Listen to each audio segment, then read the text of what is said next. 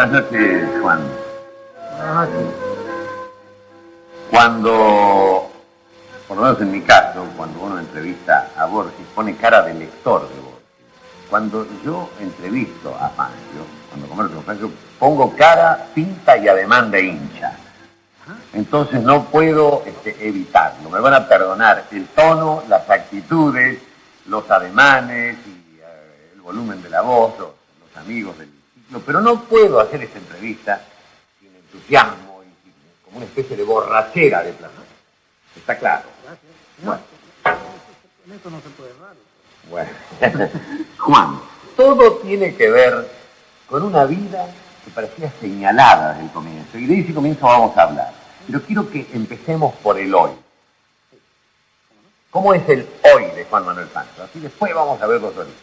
Bueno, hoy, como vivo actualmente. Sí, ¿qué hace Fangio? ¿Cómo está la salud de Fangio? La salud está bien. En la mañana camino unas 30 cuadras ahí en el Parque Patricio, el parque, y después me voy a Avenida Libertador.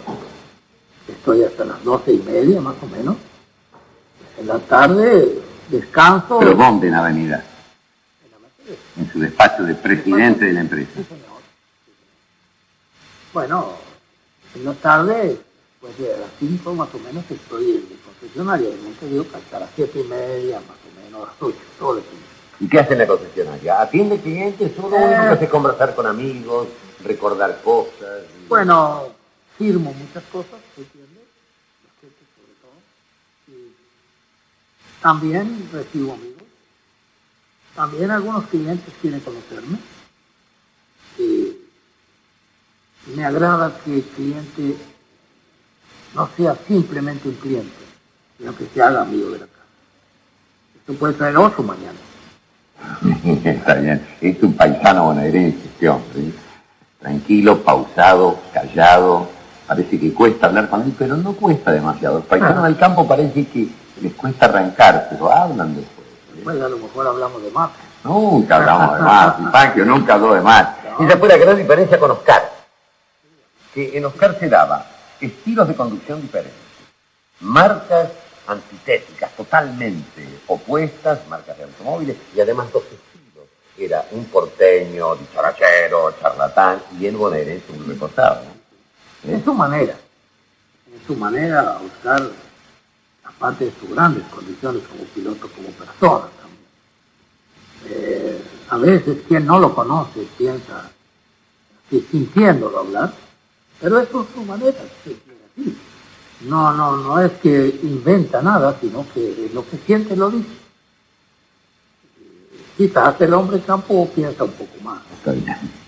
Está bien. Juan, cuando estamos en la empresa, como presidente o como director de la concesionaria, los grandes problemas de la industria argentina, los problemas de las finanzas del país, los problemas de la deuda externa, los problemas del costo del automóvil, de las compras, de las ventas, de los insumos, también golpean su cabeza y usted se preocupa por esas cosas. No. Nosotros, por ejemplo, en la gran empresa, donde yo soy presidente, tenemos un vicepresidente ejecutivo. Es el hombre que trabaja. Porque cuando me ofrecieron a mí la presidencia de Mercedes, que era por un año, ya van 10, dije, pero yo ya estoy con ganas de irme, de dejar de trabajar. No quiero problemas. No dijeron, no, al contrario, no, usted no va a tener problemas. Y efectivamente, estoy en las reuniones, sí, quiero estar al tanto de las situaciones, nosotros todos los miércoles tenemos reuniones, pero los problemas, indudablemente uno los siente, los palpa, pero no soy yo el que los resuelve, sino tenemos el hombre de finanzas, tenemos el hombre director de ventas, y tenemos lógicamente el vicepresidente ejecutivo, que es el hombre que tiene que tomar las resoluciones. Pero Juan, usted tiene una visión de los problemas de la nación, tiene una opinión formada de este momento que vive el país argentino. Sí. ¿Por qué no habla sobre el tema? Bueno, las empresas en realidad, haríamos las empresas de automóviles en sí, si bien están pasando un momento un poco difícil, pero hay cierta esperanza, ¿sí? Hay intenciones también de hacer invasiones. Se está esperando un poco, indudablemente, como gobiernos nuevos, todavía tenemos algunas cosas que esperar, y la gente, indudablemente, que tiene que hacer las invasiones, están preparadas, porque las invasiones no se hacen de un día para otro. Las invasiones ya están preparadas, proyectos ya están, solamente la decisión, a medida que esto se vaya encarrilando, con toda seguridad que la decisión van a venir. ¿Con cuánto por mes crió el matrimonio Fangio en Balcarce a sus hijos? Usted, que es presidente de una empresa tan poderosa. Bueno, yo puedo saber, cómo no, porque mi padre se hacía frentes en Balcarce. Cuando se casó con mi madre, mi abuelo era constructor. Mi padre era hombre de campo. Trabajaba en el campo con sus padres. Pero al conocer a mi madre, me parece que se enamoró rápidamente, porque tenía 19 años, y él creo que en 5 o 6 meses se casó con ella. Después empezó a trabajar como peón con mi abuelo, que era constructor. Se fue especializando. En esta forma hizo su primera pieza, donde tenemos actualmente la vieja casona. Arrancó con una pieza de ladrillo, se entiende, pero sobre base de barro. En ese tiempo era lo más económico. Quiere decir que en esa forma después fue agrandando a medida que fue creciendo la familia. Mi madre ayudó mucho a mi padre, trabajaban los dos, ¿sí? Y lógicamente yo recuerdo, mi madre hacía chalecos, yo sabía cuando chico llevar los chalecos cuando se usaba el chaleco, ahora se usa menos. Y después fue una de las mejores modistas de Balcarce. Después seguimos, porque esta charla va a ir a Balcarce y va a ser guardada en el Museo de Balcarce. ¿Está claro? Juan? Ahora vamos a...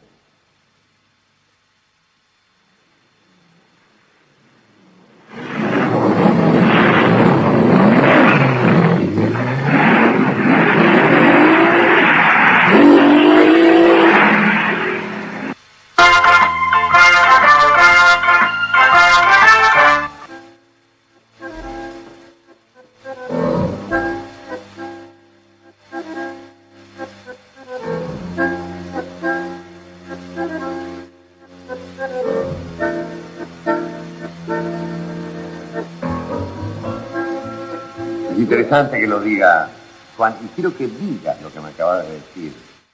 Sí, yo quiero decirte que cuando llegué por primera vez al pueblo donde nació mi padre, mi abuelo, pensé,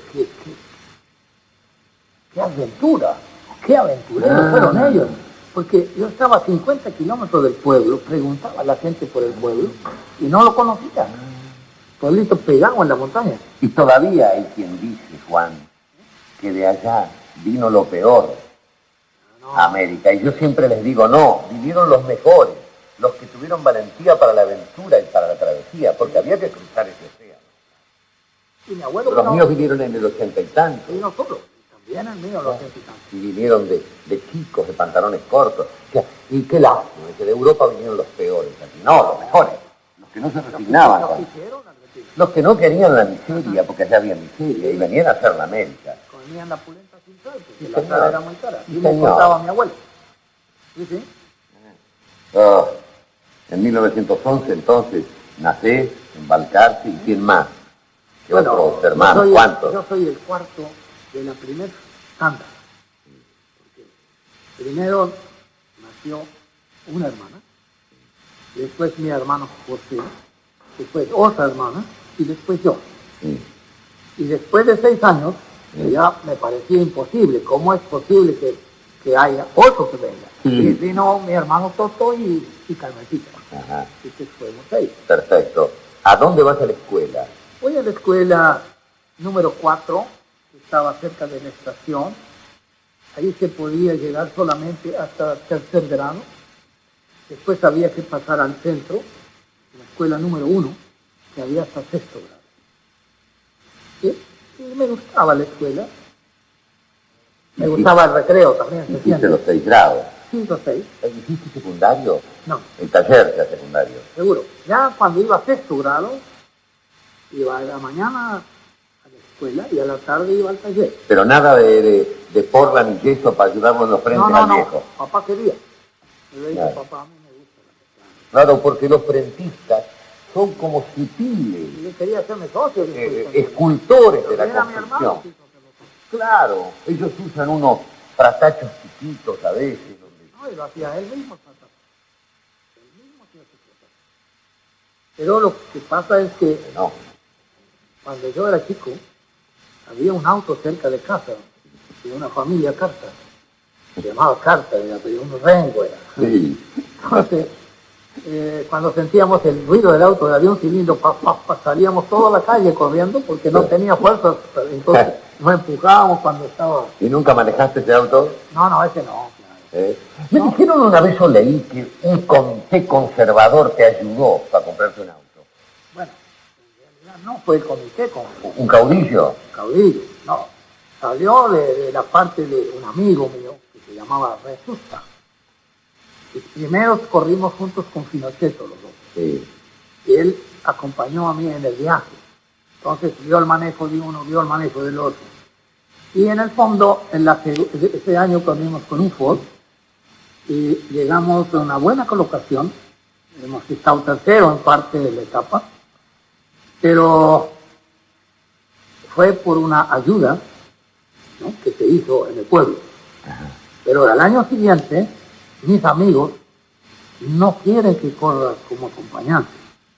Entonces deciden hacer una suscripción. Y ahí viene la gente del Partido Conservador, que era Resusta, que era el pequeño caudillo, y Hortensio Omidio, que era ya el caudillo más grande. Claro. Hortensio Omidio puso 500 pesos. Resusta 300. Tengo la lista, hay gente que puso 1 peso. Y se juntaron 9,000 y pico pesos que alcanzaron para correr, para comprar el auto y correr la carrera. ¿Y qué edad tenés? ¿Qué edad tengo? Y, andaría en los 29 años más o menos. Eso será 37, 38. 38. Has abandonado el fútbol. 39. Has abandonado el fútbol. Jugaste un poco al Sí, fútbol. bueno, prácticamente el fútbol fue el que me dio la mitad. El fútbol en ese tiempo lo jugábamos entre amigos. Yo llegué a jugar en el combinado de Baikal. Era muy ligero, era oportuno para hacer los goles. Cuando los delanteros éramos 5, Sí. ¿sí? Cada uno hacía su pequeño aporte para comprar la camiseta Claro. o lo que fuera, pero iba todo el pueblo a la cancha. Así que era muy popular un jugador de fútbol en aquel tiempo. ¿Por qué te decían el sueco? Yo nunca pensé que Bueno, fuera era por sueco. eso, por el fútbol. Pero cuando iban a mi casa a buscarme, algunos amigos decían, está el sueco, mamá salía y decían, no, aquí no hay ningún sueco. Pero en realidad, seguramente sí. ¿Cuál es la primera carrera importante de turismo carretera que corres? O si Bueno, querés, fue el año 39, ¿Cuál? cuando compramos ese coche, se hizo esa suscripción popular. Yo llegué a estar primero en la carrera, gané una etapa Catamarca-San Juan, ¿sí? Cuando el famoso Huaco, Guandacol, esos famosos arenales que se quedaron 40 autos pegados en la arena, no era arena, era un talco, si te parabas no arrancabas. Entonces yo debo haber andado por lo menos, yo calculo como 1 hora o más en segunda, sin sacar el pie y buscando, como barrero, buscaba la arena donde menos coches habían pasado. Y los punteros pasamos bien. Y que gano la etapa a San Juan. Y tengo el primer premio.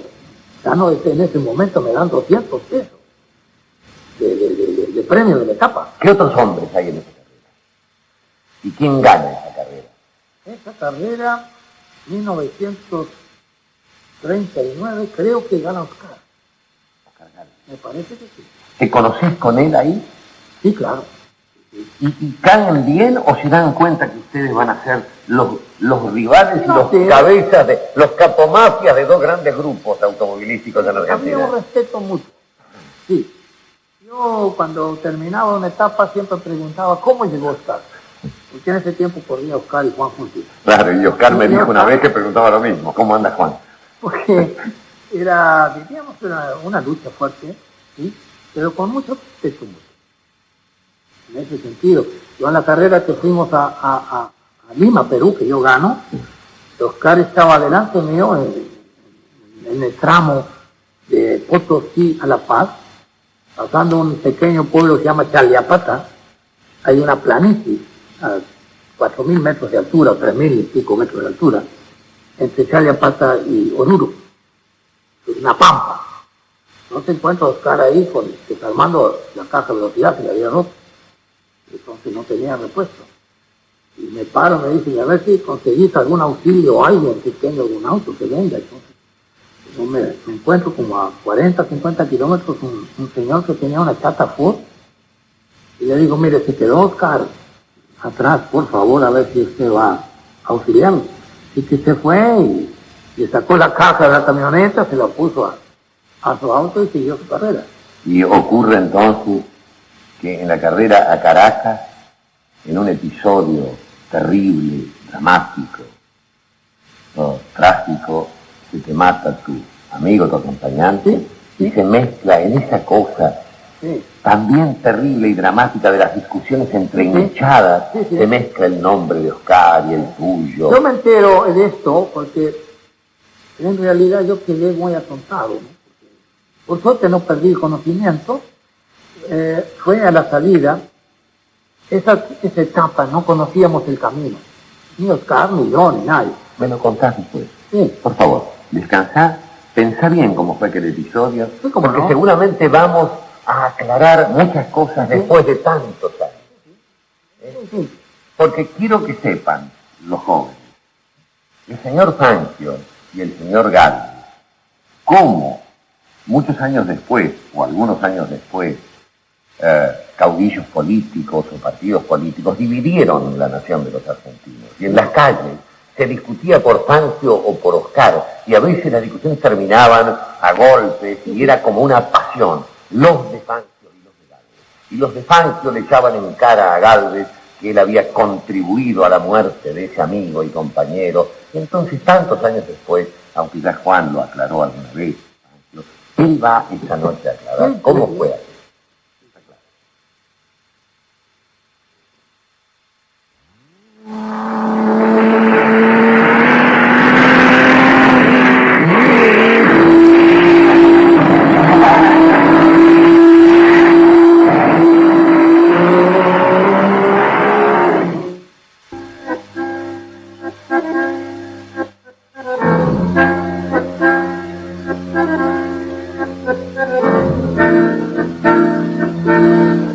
Corre el año 1947 y 8, Caracas, 48. Fin de año 48. Noviembre o diciembre 48. Perfecto. Nosotros transmitimos desde el último piso del Automóvil Argentino con Sofía. Es mi primer trabajo en Buenos Aires, vengo del servicio militar y de pronto llega, están peleando la carrera Fangio, que ha tenido algunos inconvenientes, Oscar, que parece un balazo en la ruta, le andaba bien todo, y de pronto llegan las informaciones. Y las informaciones son dramáticas, y esto es entonces lo que cuenta tantos años después, casi 40 años después, Juan Manuel Trujillo. Yo me imagino por qué se hizo esos comentarios, posiblemente, porque después de Trujillo, que tenía que parar, pero como era de noche y muy cansado por la niebla y todo eso, me pasé, porque yo no conocía Trujillo. Tenía solamente el mapa, pero de noche, hacía un momento que Urrutia me dijo, dentro de pocos 5 o 10 minutos vamos a tener seguramente un poco de luz del día. Pasamos de largo este pueblo, quizás si me hubiera parado ahí a buscar para cargar la nafta no me pasa nada, porque es una cuestión de destino. A unos 15 kilómetros más adelante hay un pequeño pueblecito que pasamos por dentro del pueblo, muy pintado de blanco. Cuando se sale del blanco con la luz hacia el oscuro, no se ve nada. No sé si te habrá pasado también sucede entre la sombra y el sol. Llega un momento que no ves nada. Entonces, al salir de ese pequeño pueblecito, hay una curva hacia la izquierda y yo prácticamente pensando que había algún precipicio, no quiero dejar el camino. Y curvo mi coche, busco de quedarme sobre el camino, el terraplén era un poco alto, y se sale del asfalto, era asfalto, y toca el ripio y sale combustible el auto. Entonces empiezo a dar vueltas y vueltas y vueltas y vueltas. Mi acompañante nunca quería poner las trabas a las puertas. Yo no sé por qué, era quizás una idea, ¿no? Y al pobre esto fue su muerte, porque se fue con puerta y todo. Yo me quedé agarrado del volante y Oscar, que venía atrás mío, vio que no era tan profundo. Yo creí que había un precipicio, por eso no largó el camino. Y se largó derecho y se fue a un cañaveral.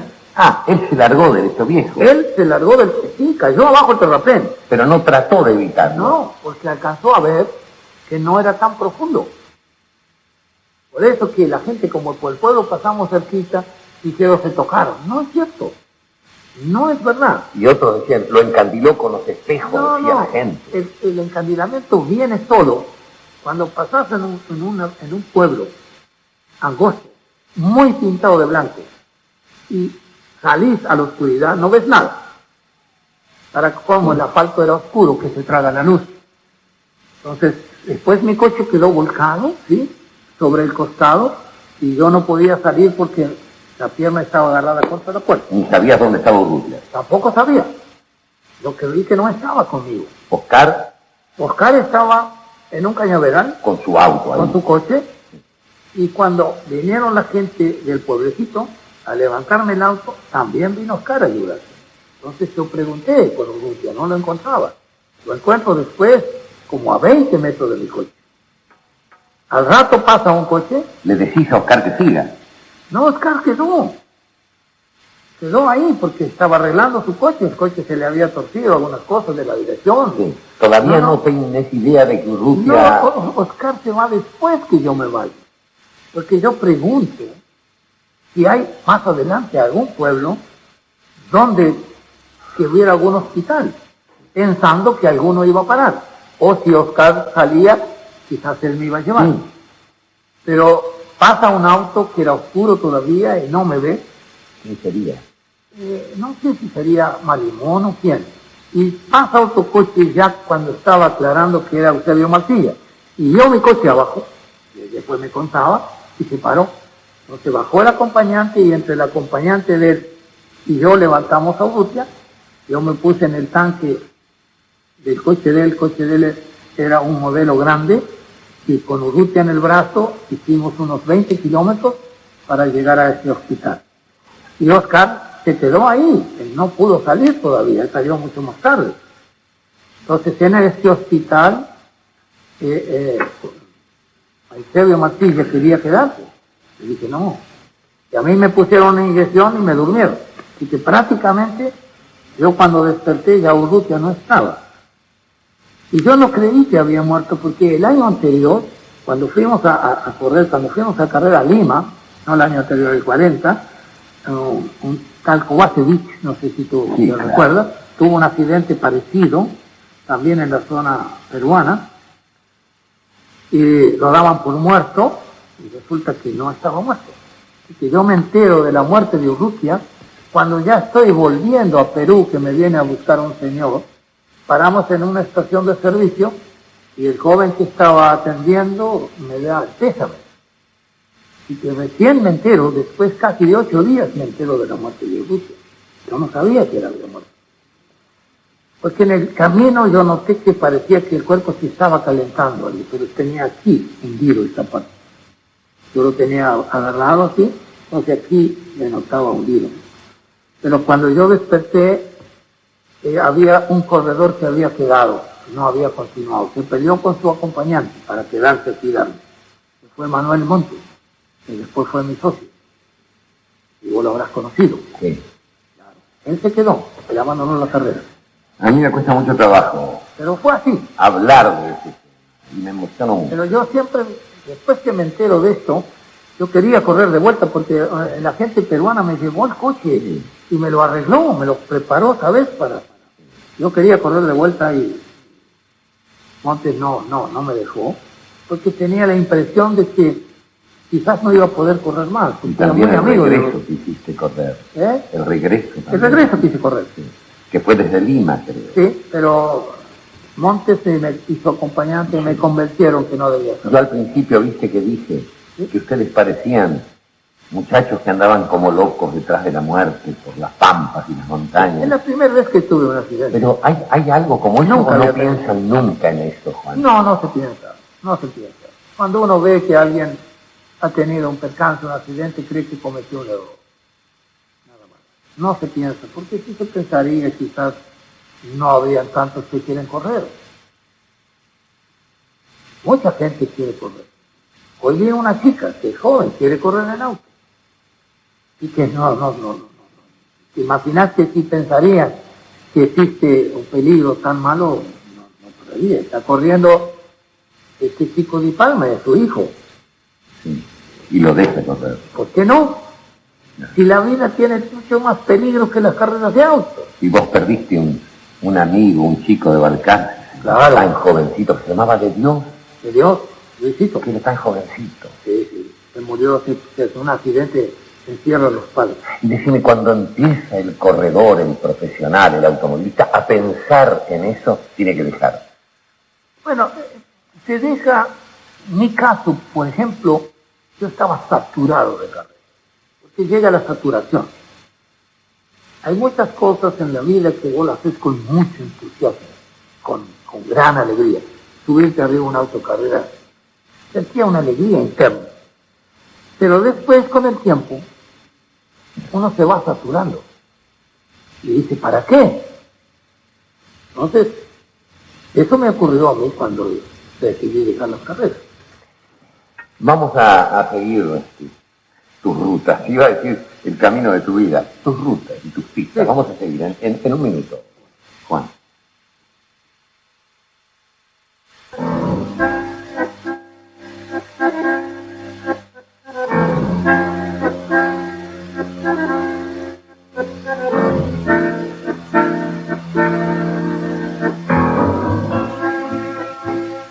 En Canadá el primer ministro fue a la embajada de Argentina para conocerlo, él y todos los embajadores. Pero además ganó en México y en Brasil, atravesó caminos que nadie ni los brasileños conocían para ganar en Brasil. Y todos los caminos de América y del mundo lo vieron ganar. Y los franceses, cuando alguien maneja mal en medio de una ciudad, en París, le dice, Pancho. Y en Italia es el ídolo, porque él es italiano, dicen ellos. Y para los alemanes tiene un significado inclusive de rehabilitación política, emocional, porque después de la derrota y del derrumbe y de la destrucción, la industria alemana veía su automóvil y su marca otra vez en el triunfo, conducida por Juan Manuel Fangio. Vamos a empezar por analizar el porqué de Italia. Y en esto me toca a mí también un poco el honor de ser descendiente por la vía paterna, que castellanos son los de mi madre, de Abruzese. Yo pensaba, bueno, de tu madre, porque tu apellido... De papá, porque mi apellido es Carrozzi, Juan, con doble Z, Forte Gentile. Sí. El Abruzze Forte e Gentile. Y Rocky Marciano lo era. También es Abruzese, ¿es cierto? ¿Eh? El dicho está en Italia que los abruceses son fuertes y gentiles. Quizás, creo, habrá habido en alguna época alguna invasión, no digo, porque hay gente rubia y de ojos claros en la zona. También mi padre tenía ojos claros. ¿Qué te pasó un día con el cordero en los Abruzos? Bueno, estaba en una casa de unos amigos en Pescara y se me ocurrió hacer un cordero. Entonces fuimos a buscar un cordero hacia la montaña y llegamos a un carnicero. Él no tenía el cordero. Dijo, un momento, se fue a la montaña, se trajo un cordero al hombro, ¿sí? Lo panzurró, lo limpió con su cuero, todo. Y me entregó el cordero. Le dije, ¿cuánto le debo, señor? Nada, de ninguna manera. Dice. Una Abruzese, a otra Abruzese. no le puede cobrar. Pero no era un tipo rico, un pobre, Claro. un tipo que tenía una pequeña carnicería. ¿Cuánto te costó hacerte famoso en Italia? Bueno, eso vino solo. No fue, diríamos. Yo fui a un pequeño pueblo cuando llevé mi equipo, porque consideré que si iba a una gran ciudad, sí, nadie le iba a importar, no iba a tener colaboración de ninguna naturaleza. Entonces me fui a instalar en un pequeño pueblo, con menos de 5 o 6 mil habitantes. Entonces prácticamente cuando volvía de una carrera, la gente del pueblo venía a ayudarme a descargar los camiones y todo. Así que... Pero alguien había en ese pueblo. Sí, de Barsi. Claro, Aquiles estaba ahí. Achille Barsi, yo estuve por primera vez ahí cuando Achille Barsi murió. Él murió en Berna. Entonces se hizo, se trajo hacia su ciudad natal, pequeño pueblito, diríamos, donde había su padre, don Menotti Barsi, un ingeniero, y de ahí saqué el mecánico que tenía Barsi, Iñán, para formar el equipo cuando vinimos a la Argentina. Cuando volvimos con el equipo ahí, entonces el viejo Barsi, don Menotti Barsi, el ingeniero, me dio su casa para vivir. Entonces pusimos, ¿Qué año es? en el año 1949, pusimos el nombre Equipo Argentino Achille Barsi, en homenaje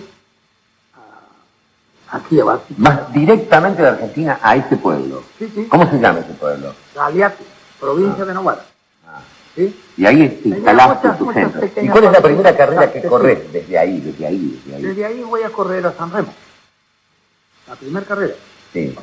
Mejor dicho, compramos un camión de esos guerreros y vamos a Nápoles, a Génova a buscar el coche. Que habían llegado con el barco.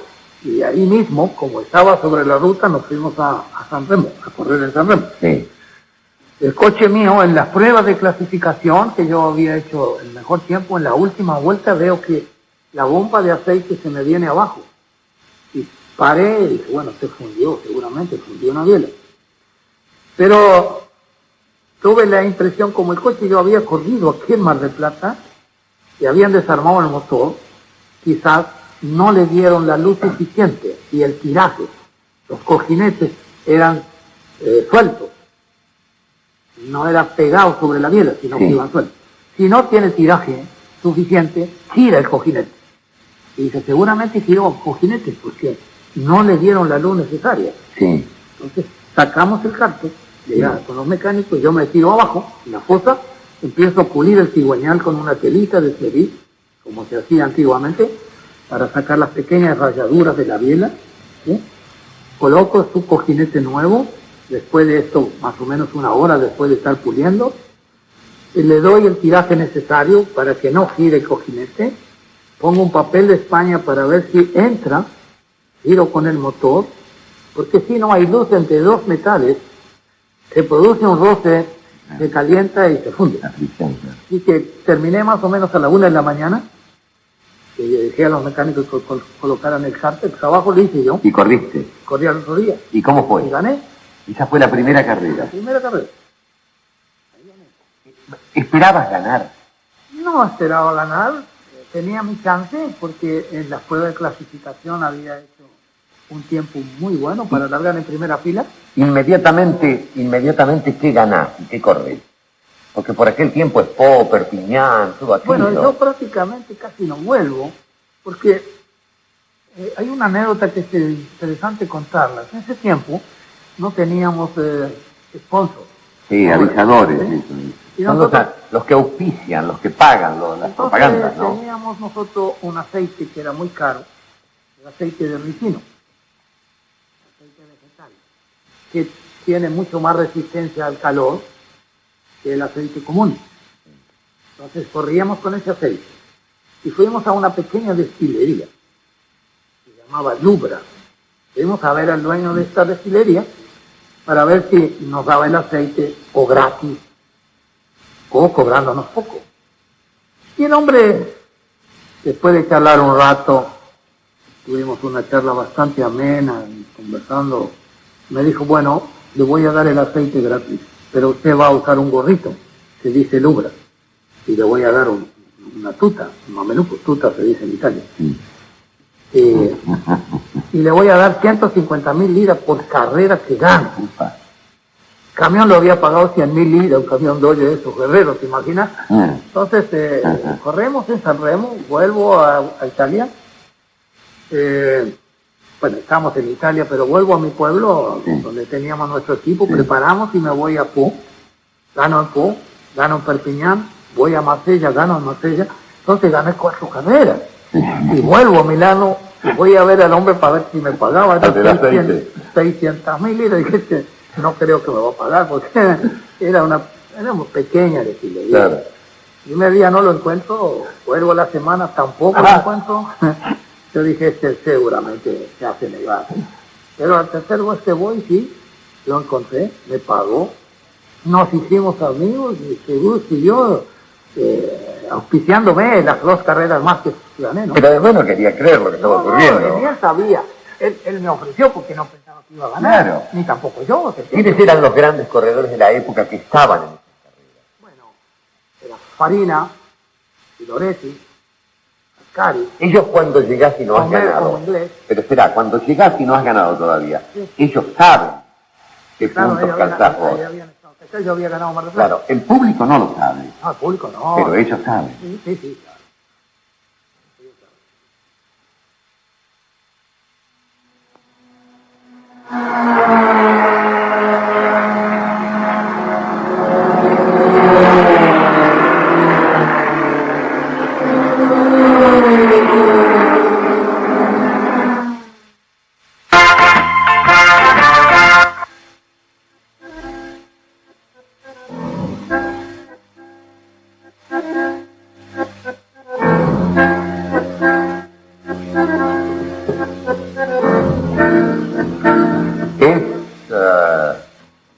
Fin de la década del 40, principio de la del 50. ¿Cuándo te ocurre aquel episodio fenomenal que hace cambiar la pista de retiro para ganarle? A ver, contalo, por favor. 51. En el 51 vienen a correr de Europa. Y nosotros sabíamos que venían también los alemanes con un coche de 3 litros antes de la guerra. Y Klim venía, Lang. Klim, Lang, y no me acuerdo si era Hermann también. ¿Sí? Entonces estábamos con Pancho Burguno y se había elegido un circuito en la costanera. Sí. Entonces habían hecho una recta muy larga. Yo le dije, mire Pancho, vamos a cortar la recta porque nosotros tenemos coche liviano, ágil y podemos hasta ganarle. Bueno, me dijo... O sea, hacerla trabada, el circuito trabado. Dibujar un circuito trabadito. Claro. Entonces, llegan estos coches de Alemania y me llaman a ver si yo quiero correr uno de esos coches. Por eso que hay veces hay unos dichos Claro. que Dios no quiere esas cosas. Cosas puercas. Cosas fuertes, efectivamente. Y que yo... ¿Qué pasó en esa? Pero esos carros tuvieron un desastre los coches no había una mezcla suficiente buena aquí. Nosotros tomamos la punta, sí. Los coches eran veloces, pero eran difíciles para pararlos, eran muy pesados. Y, lógicamente, ganó la Ferrari, ganó... Pero se incendiaron, hubo... No, seguro. Quemaron los pistones en algunos casos. Claro. No había la mezcla adapta para usar en este sector. Bueno, pero este es el prólogo. Pero esto fue, en realidad, esto me enseñó, siempre la vida te va enseñando. Yo quise hacer algo para defendernos con nuestros coches y después me ofrecen a mí el coche a correr. Bueno, pero... Ya no podía modificar el circuito. Este es el prólogo de un momento muy emocionante de tu vida y que ha signado tu vida hasta el día de hoy. Sos presidente de una empresa. Sí. Alemania viene de la destrucción. Los signos de la destrucción están en todas sus calles, en todas sus ciudades. Y Alemania, que va a ganar, la juventud alemana va a ganar un campeonato del mundo de fútbol 2 o 3 años después. No, justo cuando yo gano. Bueno, 54. fíjense ustedes de qué manera la gloria deportiva ayuda a una nación a levantar su espíritu de la destrucción, una gran nación. Y elige a Fangio Y entonces, ¿qué pasa? Bueno, yo veía en las carreras, cuando corría con el Alfa y demás, veía a ese hombre, Neubauer, como él hablaba italiano, ¿no? Muchas veces tenía que hablar conmigo, ¿sí? Y ellos, en esa oportunidad, cuando vuelven a las carreras, ellos me ofrecen de correr sus coches, en el año 54. Me dan libertad de correr mientras ellos nos corren. Hay un compromiso de X carreras, pero las carreras que ellos no corren, yo puedo correr con los Amargas. Y corro aquí en Buenos Aires, con la Maserati, y corro en Spa con la Maserati. Y gano las dos carreras. Después vamos a Ardennes, que fue el debut de la Mercedes, y ganamos con la Mercedes. Así que ganamos varias carreras que no se pensaba ese año ganar el campeonato. Así que ganamos el campeonato, y recuerdo algo que decís sobre la industria. Tuvimos una reunión en Bonn, donde estaba el presidente de la República Federal. En su discurso, él dijo que toda la industria alemana tenía que reconocer el apoyo que había prestado Mercedes para demostrar que la industria alemana está otra vez a la cabeza. Mira, Juan Manuel Fangio, Sí, porque ahora Juan le va a dar al Museo del Automóvil de Balcarce una joya. Esto tiene mucho que ver con los intereses industriales, comerciales, está bien, pero hay un poema de García Lorca que se llama Poeta de Nueva York, que dice: debajo de las multiplicaciones tiembla una gota de sangre. Siempre hay una gota de sangre debajo de las multiplicaciones.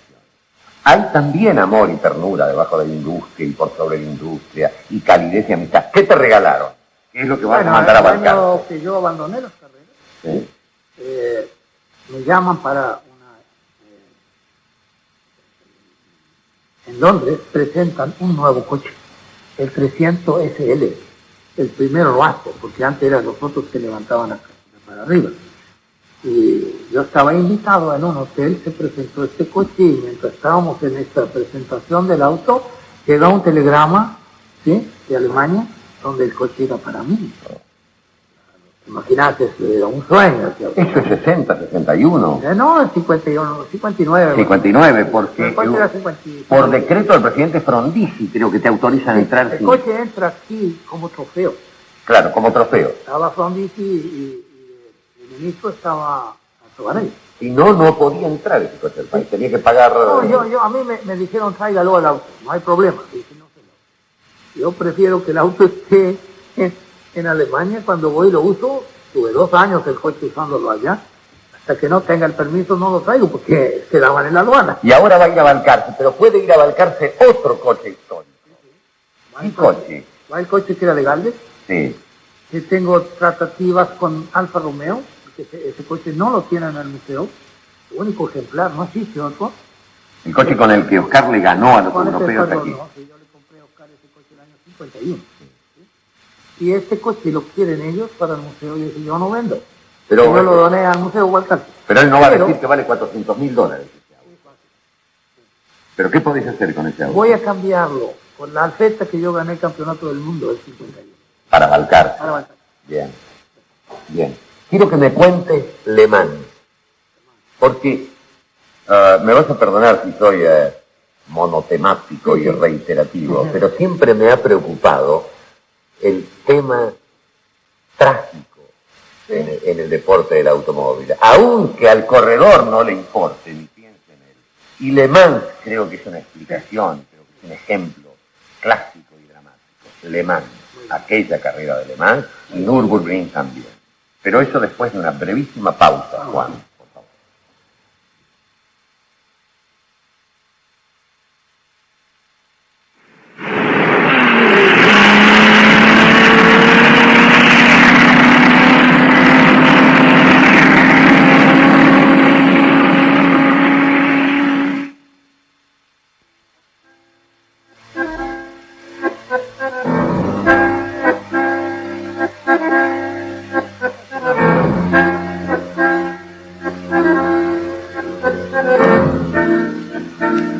Le Mans, esto es en Francia, una tribuna con mucha gente, el motor de uno de los autos que vuela hacia la tribuna, sembrando muertos. y muchos autos que entre sí se destrozan, también sembrando muerte, y entre esos autos uno pasa, el de Fangio. Quiero que cuentes cómo fue y qué pasó, porque ese día Dios era tu acompañante. Mira, yo muchas veces pensando en lo que me ha pasado en la vida, creo que la suerte es muy importante. No solamente en las carreras, en la vida de una persona. Y yo considero en ese momento que fue la suerte, porque la carrera se desarrollaba muy fuerte, la lucha era muy encarnizada entre Houghton, que tenía un Jaguar 3,5 litros, ellos debutaron con los frenos a disco en esa carrera, y nosotros teníamos un tipo de flash que se levantaba la puerta trasera. Con eso deteníamos el auto a gran velocidad y después usábamos el freno. Con una palanquita, ¿sí? Hidráulicamente se levantaba la puerta trasera y se mantenía la. ¿Quiénes eran ustedes? Corríamos con Mercedes, teníamos 3 coches corriendo. Uno corría Klein, el otro lo corría Levesque, un francés, que estaba un poquito alejado de las carreras, tal vez eso fue quizás producto quizás del accidente, y el otro lo corría yo con Steve Lemon. ¿Y qué pasó? Con Steve Lemon se turnaban, eran parejas. Sí, éramos parejas. Estábamos corriendo las primeras 3 horas. Y estaba sobre el auto. Yo estaba sobre el auto.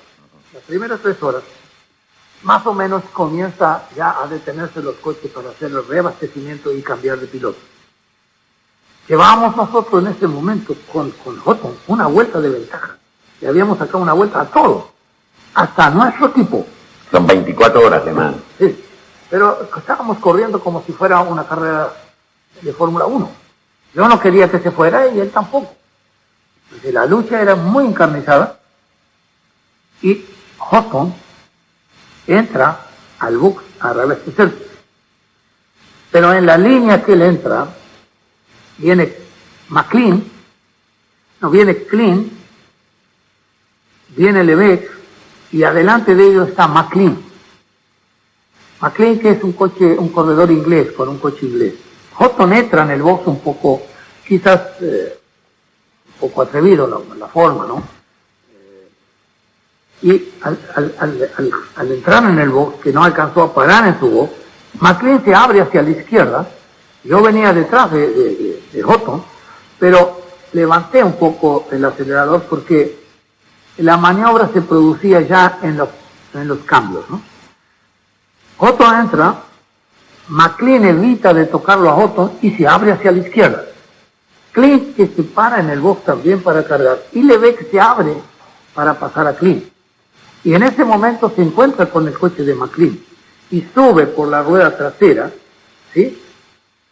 Se eleva y pega en la parte, por suerte, hay una especie de túnel, porque si no hubiera pegado en eso, con solamente un libustro, hubiera pasado con el coche hacia la tribuna. Pega en esa parte y ahí se produce la explosión. Y yo estoy pasando y me agarro fuerte al volante esperando el golpe, porque el camino estaba prácticamente obstruido. Veo el coche de McLean que va atravesado en esta forma, porque al levantarse le arranca la goma, entonces veía las chispas que salían. Ya ha volado a la tribuna, algo. ¿No? El coche de Beck. Sí. Pega ahí y vuela el motor y las ruedas y todo salta, ¿no? Al público. Por suerte que el coche pegó ahí y quedó en la mitad de la. ¿Y vos seguís sin cambiar tu línea? No, yo sigo con mi línea. Después que yo paso, el coche de McLean me quedó un huequito. En esa velocidad, más de 250 kilómetros, no podés hacer una maniobra. Podés hacer una pequeña maniobra solamente. Yo paso y el coche de McLean, después que yo paso, se va hacia los dos y mata gente aquí.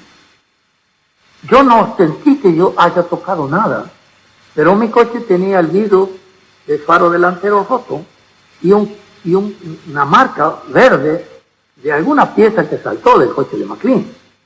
Así que prácticamente después que yo pasé sobre el otro borde y vuelvo a pasar, entonces vi la magnitud del desastre. Sí, ahí en ese momento decía, no es posible que yo haya pasado. ¿Sí? Fue un momento que fue demasiado emotivo. Nosotros seguimos la carrera, ¿sí? Después yo paré, el pobre Houghton venía llorando a abrazarme, decía yo tengo la culpa. Dije, no, vos no tenés la culpa. Estos vos no hiciste nada.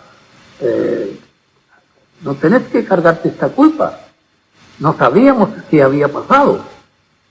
Por suerte que el director de la prueba tuvo la valentía y la sabiduría de no parar la carrera.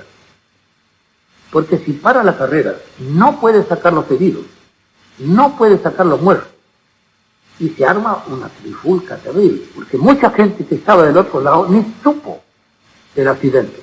¿Es igual la Fórmula 1 de hoy que aquellas fórmulas, categorías? Te digo que yo, por eso cuento esto, algún día te voy a contar todas las cosas que me pasaron en la vida, la suerte que he tenido. ¿Pero es igual la de hoy? Las carreras, bueno, todas son carreras para ir a ganar, ¿entiendes? Una carrera es un...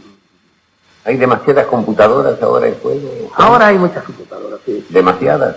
Bueno, a mí... ¿O todavía tiembla esa gota de sangre debajo de las computadoras? Siempre existe. Las cosas ahora tal vez son milésimas. En ese tiempo, en una carrera como Le Mans, en los primeros momentos, los segundos parecen horas. Y después a mitad de carrera las horas no son nada. ¿Cuál es la más hermosa carrera que ganaste en tu vida? Bueno, quizás la última de Nürburgring, donde voy ahora pronto. Vas a inaugurarla. Voy a inaugurar el nuevo todo lo posible. Y el día que te quemaste las piernas en el autódromo también, municipal. aquí gané carreras muy lindas. ¿Qué carreras? La del agua también. Cierto. ¿Sí? Hay varias carreras interesantes. Juan, gracias, hijo.